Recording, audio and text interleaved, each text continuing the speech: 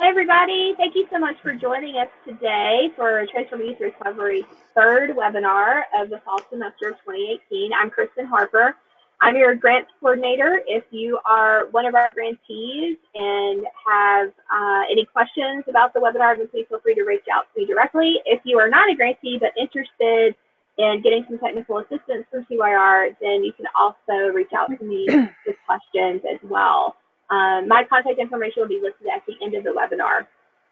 So today we have a really fun webinar. I'm so excited that we've got two of my dear friends and colleagues I've known for several years joining us to talk about what is especially relevant for this time of year, since most of us are probably getting into the end of the year giving, which is sustainability practices for collegiate recovery.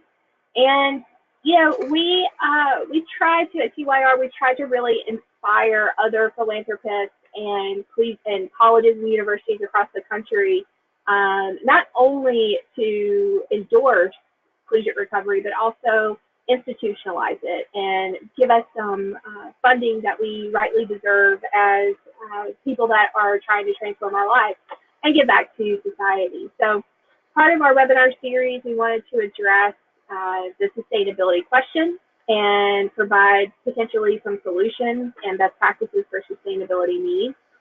I will go ahead and tell you that we have a couple more, and I love this picture because it's like way better than the real thing, so you probably see it everywhere because I think it's awesome. But we have a couple more webinars the rest of the semester. Actually, the one after this one in November, we finally got scheduled. So if you want to go ahead and put that on your calendars for November 14th at 2 p.m., this one is going to be really exciting. Dr. DeJesus is actually not going to be able to join us. She has a conflict that came up, but we're going to insert Devin Reeves from Philadelphia Harm Reduction Coalition in on this one. And that one is going to be really exciting. We're going to talk about why words matter. How to be an advocate on a college campus for recovery and also in your local community. And then the last one for the semester is going to be our good friend Sierra from University of Texas. She's also the president-elect for the Association of Recovery Higher Education. And Sierra has done an amazing job of picking up the torch where Ivana left it and really building a lot of great community partners and collaborations there in Austin. So she's going to talk about how she did that. So today, we are hopefully going to accomplish a couple of things by the end of the hour. And we actually have a pretty nice set of attendees. So if you guys want to just send questions, we could probably pause throughout. Usually we save until the end, but since we have kind of a smaller number today, we'll be able to stop and ask questions and do discussion. So you'll notice over in your control panel for GoToWebinar that there is a tab for questions. You can also raise your hand in there, and I'd be happy to relay the questions for you to our presenters. So when we think about sustainability practices and raising funds, you know, this is not, unfortunately, you think it would be something easy to raise money for, but it has some challenges, and there's roadblocks. We were just talking about it before we started the broadcast. You know, what are those? Why is it a struggle for us to find money for recovery support services on college campuses? So, you know, we've kind of broken it down over the years. I've been in collegiate recovery since 2008 as a professional. Sarah has been in collegiate recovery for several years. I'll let her tell her own story. And then Ivana also has been in collegiate recovery, I think, for at least 10 years as well. And so we've kind of moved through the student leadership role into program development, into administration, and now all of us work outside an institution in various either nonprofits or corporations. And so I think we have some interesting perspectives on this, and I look forward to hearing some of the feedback from our presenters, but then also answering specific questions from you all. So when we're looking at collegiate recovery sustainability, you know, we are hopefully going to talk about, you know, learning the lay of the land, so to speak. What do you need to know about your campus and community to secure resources for your collegiate recovery services? Also building your donor base. How do you prime that pump? How do you identify potential donors off of campus? And what are those donors interested in hearing from you about what you're doing on campus? And then also thinking outside the box. If you are familiar with recovery support services and you're approaching this for the first time, recovery in general is pretty all-encompassing. And so raising money is going to be just the same, all the way from thinking about a donation from crayon makers potentially, or working with your college athletics. I think you'll hear a lot of really great suggestions on kind of thinking outside the box. And then we'll conclude with the top 3 elements to building an effective funding proposal. And we can speak from TYR's perspective, since we are a foundation that has awarded over 100 grants to collegiate recovery communities, as to why we chose the applications that we did. And so I'll give you some insight to that. But first, I get to introduce my buddies. First off is Ivana Grahovac. And Ivana, gosh, she's a Michigan girl, came up through the ranks. She's awesome. She is currently facing addiction with NCAD. And before that, she was the ED for a fantastic treatment facility in Austin. She was what's called a turnaround ED. So she went in there and kind of saved that program.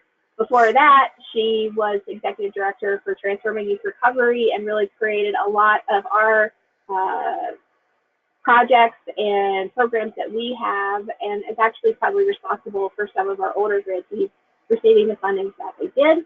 And then, of course, before that, she was the director of the Centers for Students in Recovery at UT Austin, where she did some pretty amazing things. It was actually the first state system in the country to support collegiate recovery with actual dollars. So I'm sure she'll touch on that.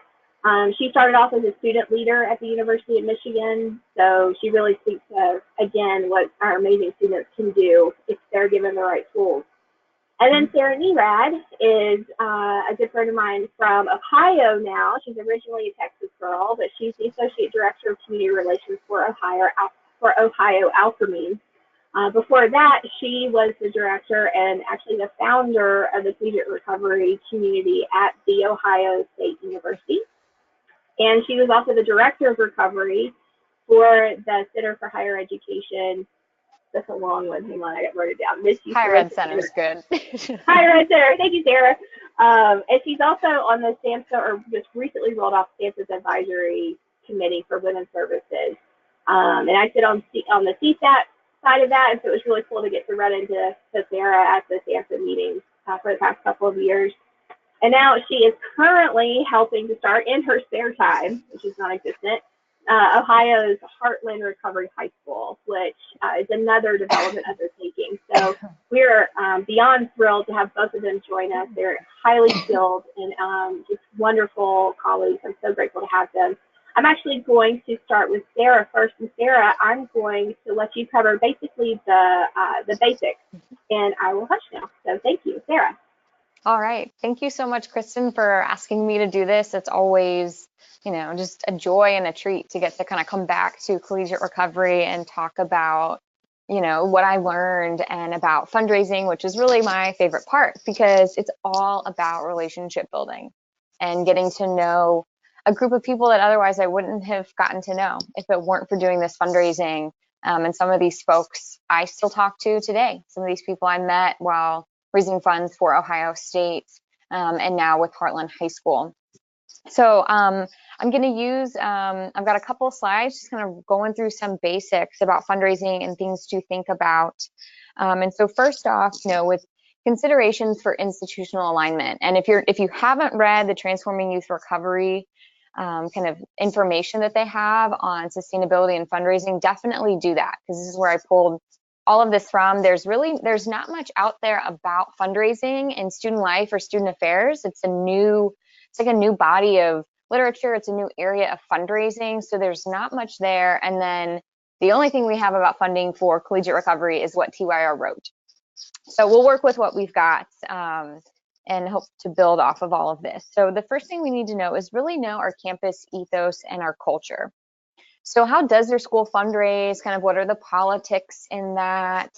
Because there's all kinds of backstories. There's people that are going to have some of the power within that, history, traditions, the environment. Some schools are going to have a lot more rules and kind of policies than other schools. what's okay to do, what's not okay to do. So start to figure that out. And you do that by having conversations with people, meeting with your colleagues and talking to them about this. Know who the stakeholders are, both on and off campus. I came to learn that there were people that kind of controlled the purse strings, and they were the key decision makers, and they weren't always obvious people. Like it wouldn't be the VP of something or the dean of something. It'd be like someone like 3 removed and like over a level, like just some of these odd people that kind of controlled who got funding or who got to be listed in the student life fundraising brochure. You want to get to know those people and build relationships. And same with the stakeholders off campus. Like in my community, there was a community foundation, and they were kind of like this stamp of approval. If you got them to give you money, that then opened the floodgates for all of the big businesses to give money. Unfortunately, at Ohio State, you couldn't go to that foundation. You had to go through the school that got to determine if you could go to that foundation. But those are all things to know, and kind of just who these like gatekeepers are. Again, who you need to know, who you need to have rapport with. They need to know about your program and keep it top of mind, as well as how decisions are made. Sometimes they seem like they make no sense and are random, but again, this is going back to just knowing the history, knowing the people, and that will just help you better align yourself, will help you develop a better strategy for getting stuff going.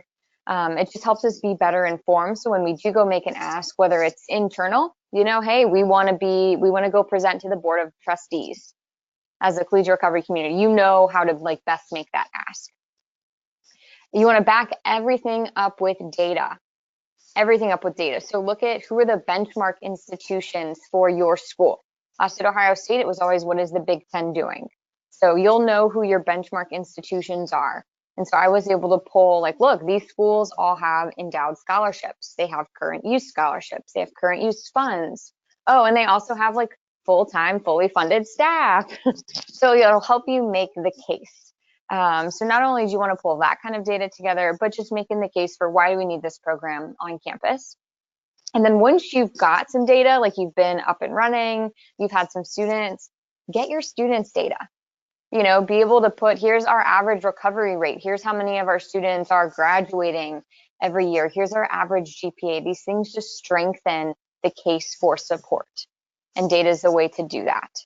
And then you want to align the goals of your program and your fundraising efforts with the school's strategic plan and their mission. So at Ohio State, there had been this huge effort towards affordability and kind of getting students to, you know, kind of come into school and move quickly. And one key part of affordability and getting students in and graduating them on time is recovery, the scholarships we provide and the recovery supports we provide. And so we started to use their terminology anytime we talk to the school. And we're really careful in showing here's how we fit into that. Because unfortunately, a lot of times collegiate recovery programs for the first like years of their existence, they're not the priority. And so what you're doing in these early years of building, you're starting with institutional support. And you're getting the school to see, hey, this is something that we can talk about that brings money in, it's a point of pride, and it's helping us hit our institutional goals. And so while you're doing that, at the same time, you'll actually be building support in the community and getting folks donating. And so those two things, it's kind of like this perfect synergy where at some point they're all going to meet at the same time. And then you'll have the support that you need because the school's on board and the community's on board. So we'll now go to the next slide that talks about just more of this institutional alignment because it is so key to have this. So you want to always be educating senior leaders, faculty, and staff about your collegiate recovery program. People need to hear about this repeatedly. So you can't over-present to them. You can't overshare because these folks are always going to be in meetings with other heavy hitters and folks in positions of power. And so you want them to know about your program, be able to speak to it so that they can deliver the message to the people that we're just not in the rooms with. You know, exploring options for recovery housing on campus, you know, is helpful, you know, when you're looking to build this institutional alignment and gauging their support for this, because it's an exciting thing donors can get behind a lot of times as well. Facilitating a recovery awareness campaign. Again, like it's a new concept for a lot of our schools. And so as much as we can do to just build awareness, keep it top of mind. The other thing you want to do is invite these key campus leaders to witness the Collegiate Recovery Program in action. Come to a tailgate, come to a graduation dinner, come to an open house, whatever it is that you do that's kind of appropriate for them to come to. Like I don't think I'd invite them to seminar or a recovery meeting, but these more public events. So because that's the biggest thing, you know, like it was helpful for me that I had a collegiate recovery story. Guns up, I think you can see it over here. Guns up, right? So I could talk about my experience as a collegiate recovery student, but it wasn't ever quite the same as when a current Ohio State student talked about their experience right then, right there on that campus. And so that's the value of inviting them to witness the CRC in action. Again, benchmarking data. Benchmarking, I had never heard that word before, that like higher ed like loves benchmarking. Start pulling that. And then routinely update the campus. So one of the things we did was once a semester, we had our list of kind of key campus stakeholders. We mailed them out the Recovery Campus magazine and a little note that was kind of like, hey, here's what's new this semester with our program. Thank you for your support. Here's what we can do together moving forward. Kept them top of mind, kept them excited about it. And those things are all really key. And just, you know, a quick story, you know, at Ohio State, there was this whole like sponsorship team, right? And so they were the group that got to talk with Kroger and Kind Bars and like all of these businesses. And we had never, like the department I was in, never really had much luck building a relationship with this person who was the gatekeeper of all the sponsorship money. I don't know how, but somehow she and I were able to build a relationship. And as a result of that, we started getting, I mean, they weren't major things, but we had Kind Bars in the CRC all year long. We had them at our tailgates. You know, she included us in their big proposal to Kroger. And we were able to get some, you know, just like snacks. And I'm not sure what all they've been able to do since then, but it started off just this conversation of here's how you can, you know, because it's, especially here in Ohio, and I'm sure in many of your states as well, the opioid epidemic is what everyone wants to talk about. And so this is the way Ohio State could kind of position themselves. Here's what we're doing for that. And we need some of your coffee creamer and non-perishable healthy snacks to help support our students in recovery. So that's where how these relationships will pay off.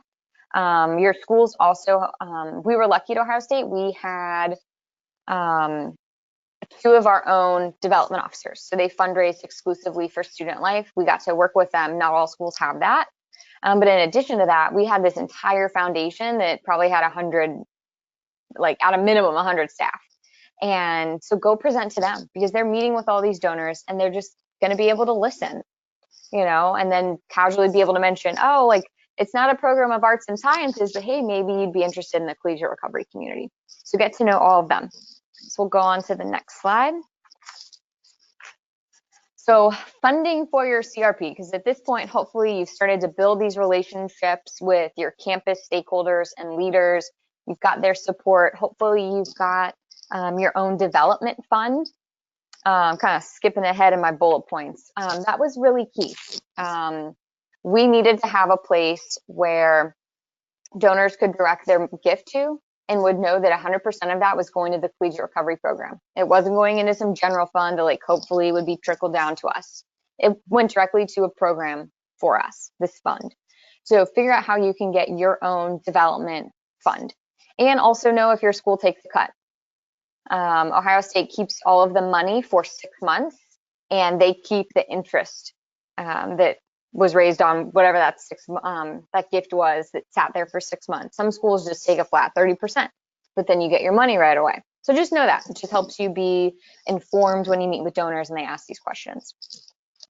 So moving back up in order of my bullet points, know your current and future wishes and needs. You know, there's nothing like sitting in front of someone and they say, what would you do with $10,000? What would you do $100,000? What would you do with $1 million? And you need to have an answer to every single one of those dollar amounts and everything in between. What do you need? So sit down, make a budget. What is this stuff going to cost? My budget, I had kind of like current year. I had kind of a 3-year plan, and then I had like a 5-year one. And it was based on, as we grow in number of students, right, the cost of some of this stuff will go up. And then as we grow, you know, we get 5 years out, we'll be able to add some cooler programming because we'll just have more people and we'll know what we're doing. So know that. And it is so helpful if you can tie every single one of these items in your budget to a student story or some kind of critical experience. Like, here's why we need this mentorship program. Let me tell you about some of our students or they really need this because they've been out of work for a while, they've got a criminal record, they need that mentorship. Or maybe it's, here's why we need funding to do our orientation program every year. You know, like whatever it is, be able to tie it to a story. Because that's ultimately, these conversations come down to like speaking the language of the heart and connecting with these folks and getting them inspired. And for them to see, you know what, like that would have really helped me, or that makes so much sense why you need that. We're telling the story, but also bringing them along into it with us. So also go through your strategic plan and your budget, know the numbers, make sure they're accurate, and just know like the back of your hand, the strategic plan for this program and the vision for it, and be able to talk about it succinctly and also just really well, so that they can understand the vision for what you're doing. I know something that was helpful for me is, you know, initially we didn't have a space on campus and we didn't really have much to show, even with our like budding efforts. So I would take them to the veteran and military space on campus because we had a vet's house. They had a vet's lounge. They had all of their own programming. So I would show off other similar programs on campus and say, see this, we want this for recovery. And so they were able to kind of get that. So I'm sure TYR loves this. You're going to do some asset mapping. But this time do it with your community through a fundraising lens and really look at who do you know, who's donating to recovery. A secret is go and pull all the annual reports for the local nonprofits, the treatment centers, the recovery houses, like the big nonprofits in your community that do addiction related work, and just see who's donating. They list all this stuff. And you'll see probably some of the same families given everywhere. And these are folks to kind of put on your list of like, I want to, you know, figure out who these people are, if I know them, if anyone I know knows them, and see how you can get to them. You know, and it's going to be key to kind of have your list of people you want to get to, because you'll need to run that by development at your school to make sure someone else from the school isn't making them an ask tomorrow for $10 million. See if you can get in on that ask, see if, you know, you can coordinate with them. So just communicate or get in trouble like I did, which is sometimes okay too. So do this mapping, know who's out there and people you want to kind of target. I would get creative and I joined different community programs. I did like a women's networking year-long leadership program. I would go to different political events. I got involved in, I don't know, they'd be just like these like monthly like speaker series, but a bunch of, you know, folks that are well connected go to them. So we sometimes as the, you know, program managers and directors need to get out of our comfort zone to go meet these people and be in these circles. Don't forget in-kind support. There's a lot on our budgets that, you know, could be supported by in-kind. So we never bought like office supplies, school supplies, coffee. Shoot, we didn't even buy furniture for our space. We rented a U-Haul and picked it up from people's homes. So get creative. I don't think that was technically like allowable to have like go get all of our own furniture, but whatever, it's still up there. So get creative because people have stuff they want to give. They just don't know you need it. And it's a lot easier, I think, for some of these folks to be like, here, we're downsizing. Take like this couch, you know, than for them to just cut you a $500 check. So still go after the cash, but don't forget in kind and some of these donated items. Again, work closely with your university development. Work closely with them. I didn't always do it. It got me in some trouble, but whatever. But work closely with them, build good relationships, because they do want to help you succeed, and they can help you do that in an effective way, help you write proposals, help you do research on some of these donors. I sometimes would just accidentally bump into these people and they'd want to support and they'd be like, how do you know this person? So just talk with them. Donor stewardship is key.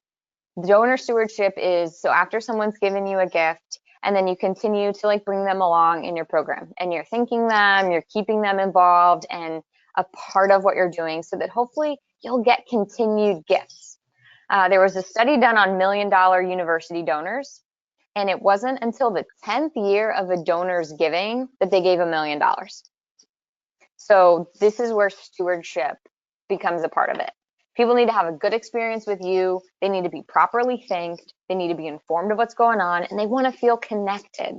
So invite them. Think through, for us at Ohio State, our graduation dinner was a part of our stewardship. Our tailgates were a part of stewardship. What are these, just annual events every year you're going to invite all these donors to? And then have a plan for, if someone gave like a smaller donation, they got a handwritten thank you note from a student. All of our donors up front get a handwritten thank you note from a student. And then as the gifts got bigger, kind of what they got was bigger. So maybe at some point they got one from me, or they got one from the vice president of student life, or you'd get a meeting with us, or if you give a scholarship, you got to meet with the student. Start building that stuff out, and this just needs to become a part of your monthly duties that you're like, okay, who all donated, at what level, and what's their stewardship process. Wrapping up, this is all about relationship building. People give to people they like. They give to programs that they like. It's going to be time consuming, but build it in. Think of how you can do things as groups and just get people coming to your program to witness it. And everyone that gives, after every meeting you have, I end it with, who else do you know that would be interested in this program? And they'll tell you some names and be like, could you introduce me to them? Could the three of us get coffee? Could we get lunch? And that will help widen your circle. So all about relationship building, picking up the phone.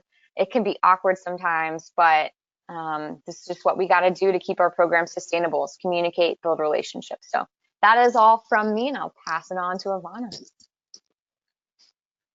Well done.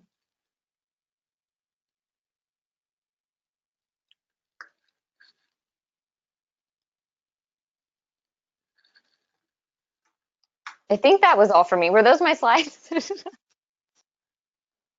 Okay.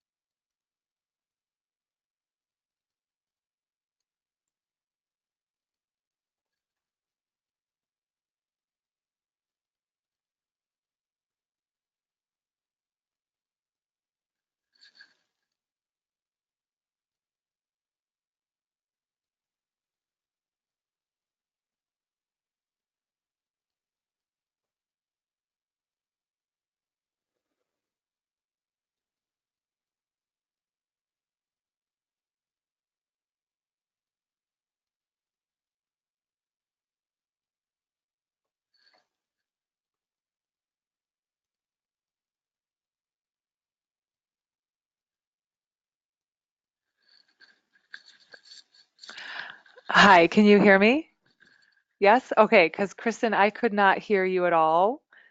So I still can't hear you. Yeah, So it's I'm, because I was muted. So yeah, thank you. oh, okay, good. There you You're go. good.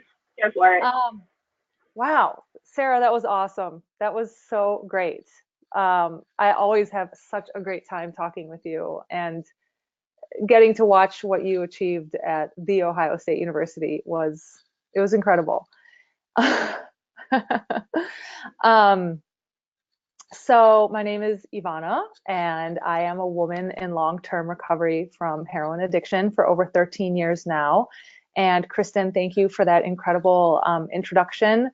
So much of the work that I've gotten to do in my professional career has been in the same field with Kristen and also with Sarah. And so it's like a joy. It's really mind-blowing to be able to be part of the legacy of collegiate recovery, and how it has grown from a pioneering effort to now it's really kind of, going gangbusters. And that's where all of you come in.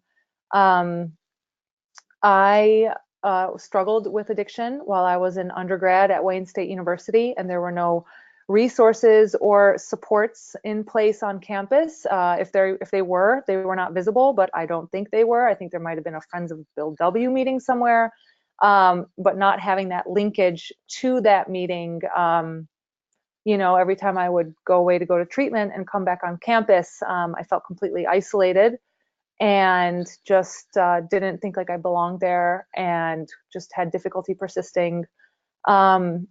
And it just contributed to a really painful experience, and my addiction actually grew during my undergraduate years. So when I took time off and got sober, and then ended up going to grad school at 3.5 years sober to the University of Michigan, I had to go through a very sort of rigorous interview with the dean of the social work program, because I had, criminal record from the addiction for stealing a car, which I had to explain. And, I had to talk about all of it being because of my addiction. And I had to demonstrate that I was in long-term recovery and had accessed, therapy and recovery meetings, and was really committed to absolutely building a whole new life. And going from that and then into the social work program and not seeing that there was an active support group on campus, it just felt like a no-brainer to me that we absolutely needed, if you're going to help people who are in recovery from addiction get this far, what are you doing to help them continue to stay successful and help the next person? So I started a student group called Students for Recovery. As a grad student, it was a 4-credit independent study, which was awesome. And it was composed of myself, another student, my roommate, who was a community college student, and then another guy who was in the MSW program. And when I graduated after that semester, my roommate then became a graduate student, and she took over the reins as the president, and she made building the program her 2-year internship. So she was, in essence, free labor, and she could then build out the capacity of the University of Michigan Collegiate Recovery Program and formalize it, together with the help of the amazing Mary Jo Dupree, who is, she's one of the directors at the University Health Services, and she was an absolute champion for Students for Recovery in the Collegiate Recovery Program. And during that time, I then was hired to take over the reins of the Center for Students in Recovery at the University of Texas at Austin. I was very fortunate that I picked up the program as its director in its 6th year. So that early kind of nitty-gritty foundational work that Sarah was talking about had already kind of been in action. It was a self-funded program. It did not receive funding from the university. The lady before me, Laura Jones Swan, completely had to do all of the exercises that Sarah talked about. And she wrote a lot of grants. And she really connected with the students and got the students to buy in to helping amplify the capacity of the program through their networks. And they were able to find friends of people who had worked with eventually one of the most well-known kind of legacies in Texas, Red McCombs. He is a billionaire and he is in recovery. And when the former director sent him a letter talking about the Center for Students in Recovery and how they needed a space, how they had everything, but they didn't have a place to gather on campus, he ended up making a donation. He got a friend of his, Tex Moncrief, to match that donation, and another donor gave another portion, and they were able to build out a space. And so I was able to step into the program when they already had a bit of a donor base. They had a space, and now they had me, a full-time professional staff, to replace the former director. So I did a bit of a needs assessment, and I saw that the program was not well known on campus. And that was kind of a choice because of the climate of stigma on campus and the fear that if decision makers on campus knew that such a program existed and that it was getting the attention and funding in the community that it was, that that would sort of, you know, raise eyebrows or protests. So I felt that it was now time, because we were starting to, a statistic came out actually from SAMHSA, right as I was starting there. They were starting to take notice of how many college students were leaving campus to go to treatment.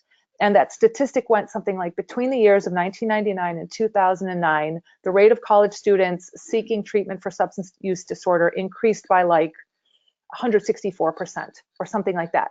So I could use that statistic as justification for why they needed to amplify supports on campus for students in recovery. And I realized that, as Sarah said, you know, you have to build your donor base and you have to get to know your community. And that really is one and the same. If you are out in the community and you are loud and proud about your recovery, and if you are just, you know, everywhere you go introducing yourself, you know, what you do, why you're super duper passionate about collegiate recovery, you can't help but light a spark in other people. And so we would start doing a bit of a coffee tree. We would reach out to some of our donors or to some of our you know, prospective donors and invite them to coffee to learn about our program, and then we'd ask for their advice. We would end the meeting with, do you know anyone who would like to learn more about the Collegiate Recovery Program and who would maybe like to donate to the program? And that was always a great question, because it didn't directly make the ask of them, which can sometimes be uncomfortable or intimidating when you're just getting started in this work. But inevitably, the answer would always be either, yes, I know someone you should talk to. I'm going to introduce you to these and these people. Or the person would say, yes, I want to give. I would like to support your program. And so we just did those coffee meetings, and we ended up just meeting more and more people, and it snowballed. And as Sarah was saying, that the opiate crisis is something that people really are talking about in Ohio. Well, in 2010, at the University of Texas, Playboy magazine had just named UT as the #1 party school. And so the president needed something that he could say when the Texas Parents Association would kind of hold his feet to the flames about that. Like, you've got this reputation as a party school, what are you doing about it? And he could then say to them, well, actually, there's also this great program on campus called the Center for Students in Recovery, and that's where we nurture students who are, you know, trying to experience, explore, and understand recovery from addiction. So we're not just a party school, we also have this great program. So we were able to, you know, go through our networks, through the relationships that we're starting to build, and through this justification of how our program actually benefits the university because it saves lives. It counterbalances the party culture. It gives students, you know, who don't necessarily have an addiction, but maybe they just want events that they can go to that don't revolve around alcohol or drugs, because we were organizing lots of events on campuses. We did a dance every year. So we always just kind of tried to have a bunch of different justifications, angles, if you will, facets of the program, and in different situations based on, you know, what the conversation was about. Like, what was that justification? What was the purpose of that conversation that that person you were talking to could take away and then go share with either their team or their department, or help you kind of advocate. Basically, if they knew that your program in some way benefited them and their vision and their mission, they were that much more likely to join forces in supporting your program. We also had a really interesting phenomenon at the University of Texas where 2 members of our Board of Regents were in long-term recovery themselves. And I just happened to get to really know one of those regents because he would attend a local recovery meeting on the weekends. And we were introduced to each other, and he learned about the program, and he came and sat in on a meeting and heard the students share their stories, and he just was blown away. And he in turn invited his other friend who was on the Board of Regents, also in recovery, to come to one of the meetings, and he helped us design a fundraising model because we had numerous goals. We needed to remodel the existing space because it was it had challenges with being too noisy in the winter due to the boiler heating apparatus, too noisy even to have a meeting in it. So we wanted to renovate and get a new space. We had to bring in general operating funds each year, and then we were also working to build an endowment. So we started the quest for general operating funds. He gave us a model called the Sustainers Council. And the Sustainers Council was to bring on someone who would commit to giving $10,000 a year for 5 years and help you by bringing in somebody else who would come on for $10K a year for 5 years, et cetera, et cetera, et cetera. And our goal was to have 10 people giving $10K a year for 5 years, which would then give us $100,000 a year for 5 years, which would cover our budget at that time. We ended up exceeding that goal. We got 14 people on our Sustainers Council. We were able to add staff, and we would do events where we would, kind of celebrate people who were on our Sustainers Council. Our regent had a box at the, at the stadium, and we kicked it off, a Sustainers Council kind of kickoff with inviting a bunch of people from the community and who were actually supporters of local treatment centers and other recovery initiatives. And we built a buzz around it, no pun intended, because at that time, talk about getting to know your campus community. The student body president of UT at the time, his family owned coffee plantations. And so I went and met with him and told him about the Center for Students in Recovery and asked him if he would donate several pounds of coffee to us, which we then repackaged in a bag and labeled it Grounds for Recovery.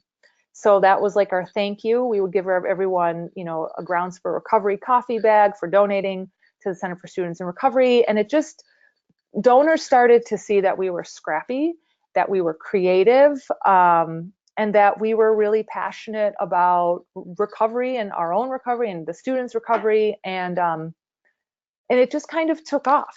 It's like you have to be willing to kind of just do something that gets people talking. At the University of Michigan, when we started Students for Recovery, we made t-shirts, and they used the varsity lettering that is used on campus on all t-shirts at U of M, but they were black with white lettering, and they said Michigan Students for Recovery in huge letters on the front. So you're basically a walking advertisement for the group. And on the back, it said positive change, and there was like a lightning bolt.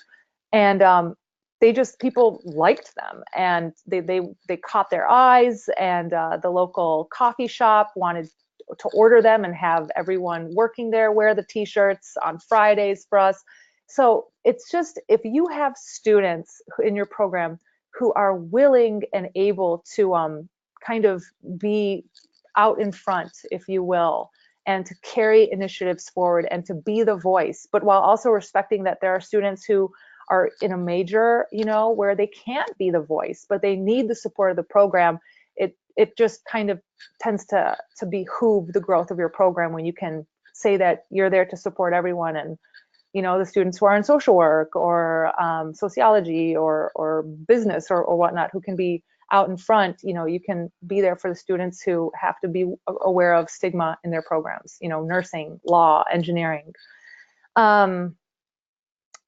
So with the success of the Sustainers Council, we were able to then connect with the chancellor who oversaw all 9 UT system schools. He was a doctor. He was a pediatric cardio surgeon, and he was well aware of how many deaths there were on campuses each year due to alcohol overdose and other drug overdose. And so he understood the importance of having a collegiate recovery program. And every year what we did is we would do a write-up because we didn't necessarily have data that other schools had, where they would, have applications, have students at a certain, point in their sobriety that they would measure them from and track their rates of use or recurrence of use. Ours was more of an open service model. It was for anyone at any point in their recovery journey, in their pre-recovery, pre-contemplation, contemplation mode. And as a result, we couldn't have those same metrics. So what we offered was just testimonials. We would have students submit little paragraphs of kind of what their life was like before they found the collegiate recovery program, and what having that support and that safe space on campus, and how it then allowed them to, stay sober while they were getting hepatitis C treatments. It helped them pick their grade point up. It helped them, stay sober in the midst of midterms and, their parents' illness or abandonment of them due to their substance use issues. And these stories were just, incredibly tragic and passionate and beautiful and filled with the triumph of the human spirit. And when they saw the volume of these stories coming out of the center, they just had to, get behind it. They understood that this was, wow, there are some vulnerable students in this program, but when you empower them, that they can support each other the way nothing else anywhere on that campus can support students in this situation. So telling stories, gathering testimonials each year and sending them to your supervisor, the head of your department, and social media. Social media is huge in telling the story of your collegiate recovery program and why you're passionate about what you do, and the incredible transformation that's happening to your students. And it helped us find more people in the community who wanted to be supporters of ours. Also, I'll wrap up because I know we're running low on time, but getting your story out there is huge. And developing a relationship with the local news is also a great tactic for getting your story out there.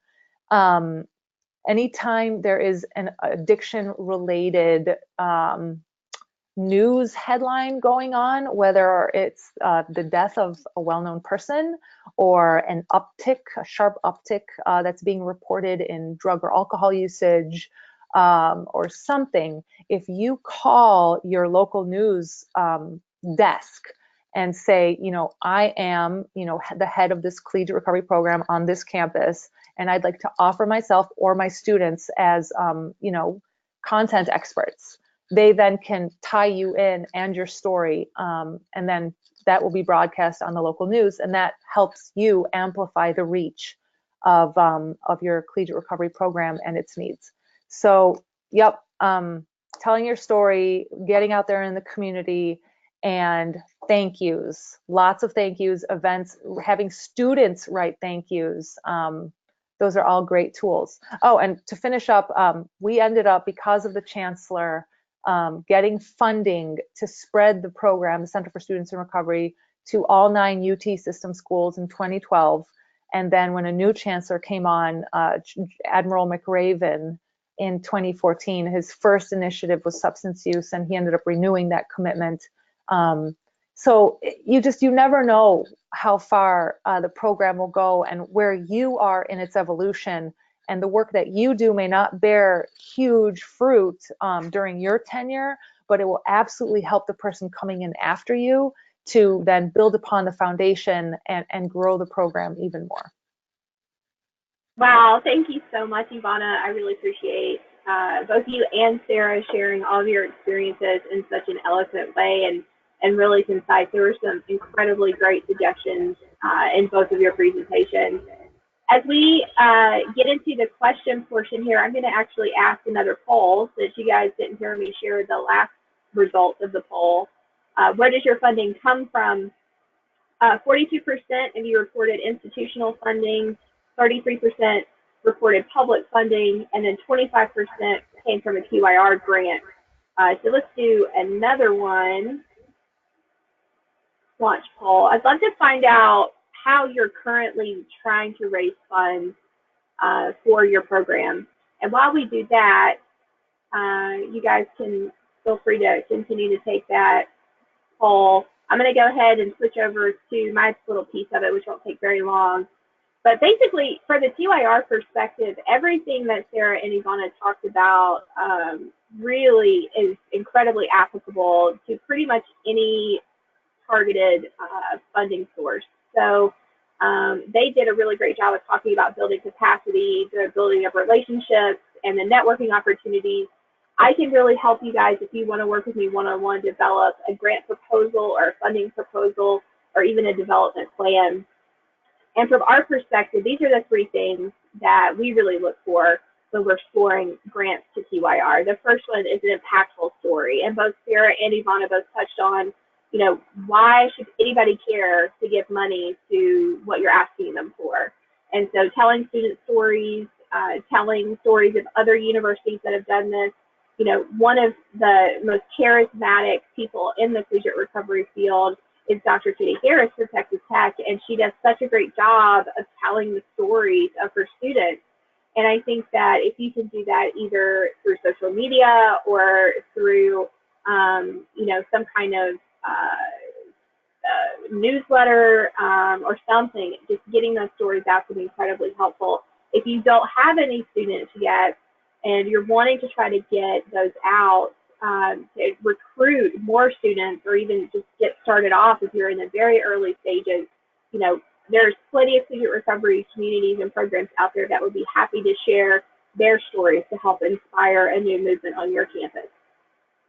The second one is demonstrated support from your campus and community stakeholders. I think that, you know, from a funder's perspective on this side of the fence, it really does help to know that our award or grant or gift or donation is going to be supported by the campus, and that we're basically providing the seed dollars and the first initial kind of inspirational support that will hopefully go on to inspire additional sources of income. So having a letter from, you know, your department chair or faculty members, your students, presidents would be great. That really helps when you're submitting grant proposals or funding proposals.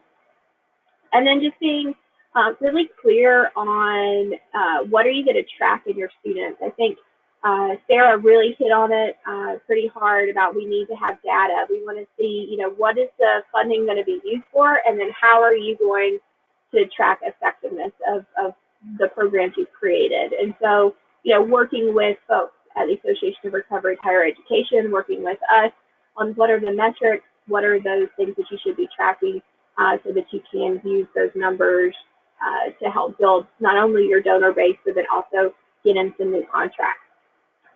So the poll, the second one, most of the funding that you guys are targeting, you're using, you're writing grants, which is wonderful, but could also be pretty time consuming, right? And then you also have some individual donors that you're trying to target, and then also you're using social media campaigns. So that's, I think that's pretty typical. The thing with grants, because they are very time consuming to write, is if you can write a pretty good general one that you just have ready to go that you can send off, maybe update it once a year or so, then that can be really helpful and help you save some time. So I am happy to take questions now. Does anybody have any questions for me, Ivana, or Sarah?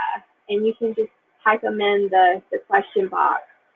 We don't have any current ones, but while you guys are thinking, I can, oh, we just have one pop in.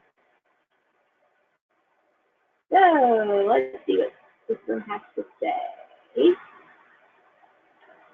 Sarah has her hand up. So Sarah, do you have a question? Just go ahead and type it in the box. we have time for another poll as well while Sarah's doing that. There's another one. We can go ahead and talk about what are you tracking in your students.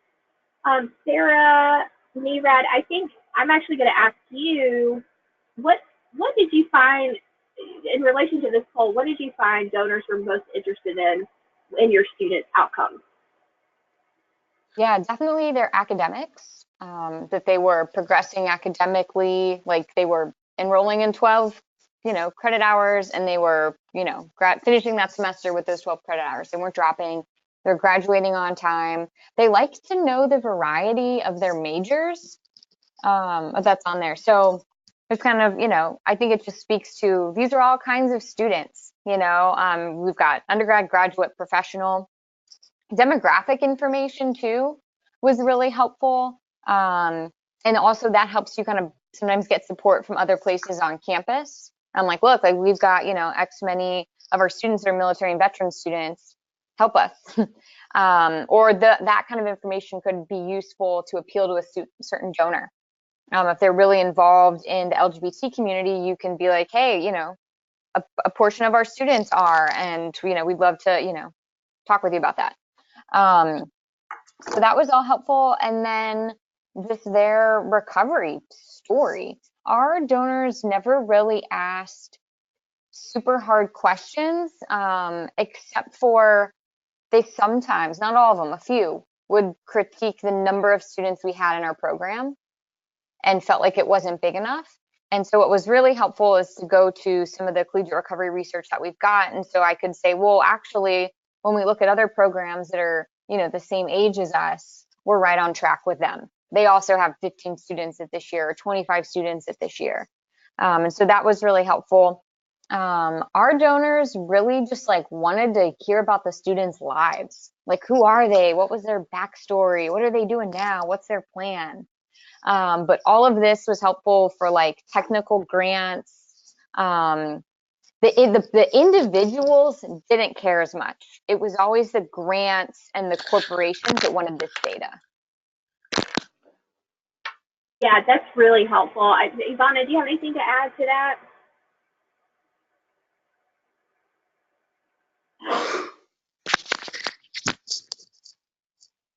You may be muted, Ivana. I couldn't, Sarah was cutting out, and so I didn't hear the last thing. Can you please repeat it?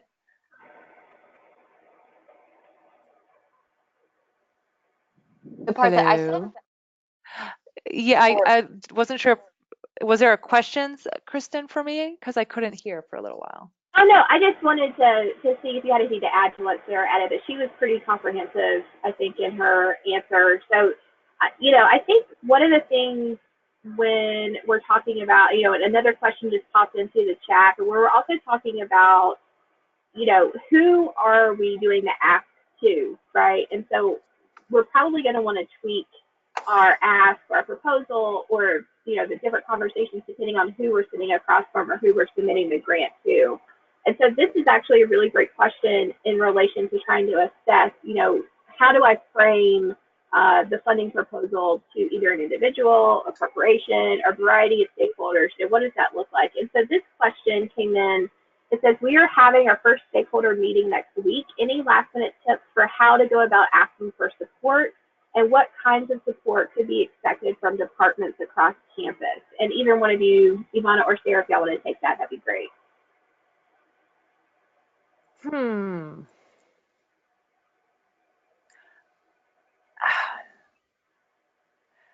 So I'll answer the second part of the question. I'm not sure how big your university is, but there are some professors and staff people are given discretionary funds where they are allowed to utilize these kind of funds that they're given from their department in any way they see fit that advances students, causes or needs or something. So across departments, there's a way for you to, find who your allies are. They could be in the social work program, in the psychology program. pharmacy, other health type programs, where there may be some allies there who would be willing to champion your program and help draw down some funds, either from their discretionary accounts or from other type of accounts that may, you know, be in different departments. That it's kind of intricate finding that stuff out. So again, it just speaks to build allies, as many allies as you can, everywhere across campus, because you never know when you might unlock someone's like secret passion. One event that we did at the University of Texas for our students is we had a scavenger hunt, and one of the tasks that they had to do was like run around campus and like find professors or staff people and like tell them about the Center for Students in Recovery. And they were able to then find people who were like, wow, I'd never heard about this, you know, I want to learn more, and et cetera, et cetera. And it snowballed into a very supportive relationship. And so what was the first part of the question again? It was about, what do you need to know for a stakeholder meeting? How do you outline to them that you need support? I think, again, just either saying, you know, we really need your help. If there something that we found really effective at facing addiction with NCADD is the not the GoFundMe's, but the Facebook fundraisers.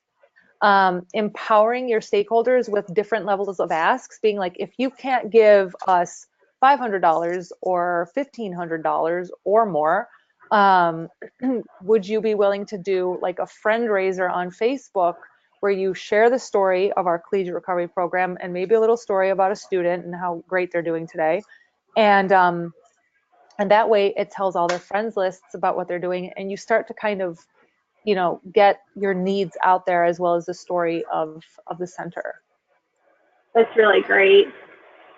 A couple of things to add, like if you're meeting with a like diverse group of stakeholders on campus, like up on a slide, list different things that you need or would want, because I don't think everyone intuitively is like, oh, like we do tailgates, let's partner with the collegiate recovery community and do a sober tailgate. Like they don't all think this way. So put it up there, you know, we want people to partner with us on our sober tailgates to help with food, with activities, with promotion. We need people to put stories about collegiate recovery students that are in your college, in your alumni magazine, you know, like just really break it out. What would you want? You know, we had success with athletics because the college athletes are, you know, not supposed to be drinking and partying. So they gave us a lot of money for tailgates, and we did those jointly, and we got partners that contributed money to our sober tailgates that way. And then whenever we did events on campus, we found recovery allies that gave us a huge discount. So just kind of know, like, what would you want? Like, be specific, and then they'll be able to be like, oh, we can do that. We can help with that. Thank you guys so much. We're a little over the top of the hour, which I think we could probably turn this into at least a 90-minute conversation. But thank you both so much, and thank you all out there for joining us and asking your questions. We want to continue to build the capacity for all of our collegiate recovery friends, allies, students, and leadership out there. So please feel free to give me feedback on the webinar directly to my email address, which is here.